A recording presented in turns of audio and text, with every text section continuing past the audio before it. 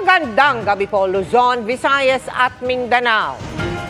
Hawak na ng pulisya ang itinuturong mastermind sa pamamaril sa mag-asawang online seller sa Pampanga noong ika-4 ng Oktubre. Kasama sa mga nadakipang 6 na iba pang kinontrata umano niyang miyembro ng Gun for Hire. Lumalabas sa investigasyon ng PNP, pinagplanuhan ang pagpapatumba sa mga biktima para makatakas sa milyong-milyong pisong utang. Nakatutok si June Veneracion. Sige. May baril, oh. Daba. Sige. Bilisan mo!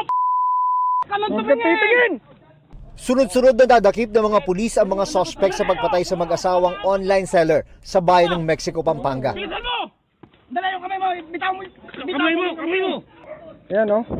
Ang daming baril. 7 ang naaresto kasama ang mastermind sa magkakahiwalay na operasyon sa Pampanga at Nueva Ecija. Nangyari ito halos 1 linggo makaraang malapitang pagbabarilin ng 2 magkaangkas sa motorsiklo ang mag-asawang Arvin at Lerma Lulu. Kasama nila noon sa sasakyan ang kanilang 6 na taong gulang na anak at isa pang kamag-anak na kapwa nakaligtas. Lumalabas sa investigasyon na ang naarestong mastermind ay meron daw 13 million pesos na utang sa mag-asawa mula sa nakuha niyang mga beauty products sa kanila. Yung ating suspect na mastermind ay engaged din sa online products. So kung mawawala yung mag-asawa, siya na yung magiging exclusive distributor. At the same time, mawawala pa rin yung utang niya. Ito pong mastermind is inaanak din po nila yung anak ng mag-asawang Lulu na nabiktima. So ibig sabihin magkumari sila, magkakaibigan sila. Agosto ng taong ito na magsimula daw maghanap ng gun for hire ang mastermind. Sa halagang 900,000 pesos, nakakontrata siya ng grupong magsasagawa ng pagpatay. Base sa investigasyon ng Police Regional Office 3, organisadong grupo raw ng mga gun for hire ang kinontrata para patayin ang mag-asawang online seller. Nasa 12 kaso ng pagpatay na raw ang kanilang kinasangkutan sa iba't ibang lugar dito sa Central Luzon. At ang una nga pong instruction niya dito po sa mga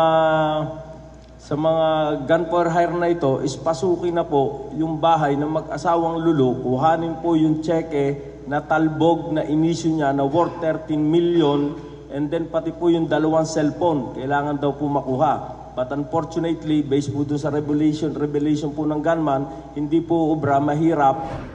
Na-recover ng mga pulis ang iba't ibang baril, granada, mga damit at helmet na suot ng mga sospek ng isagawa ang pagpatay. Nakuha pati ang motorsiklong kanilang sinakyan. Tumanggi ang mga sospek na magbigay ng pahayag sa media.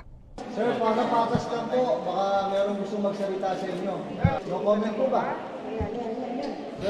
Para sa GMA Integrated News, June Veneracion, nakatutok 24 oras.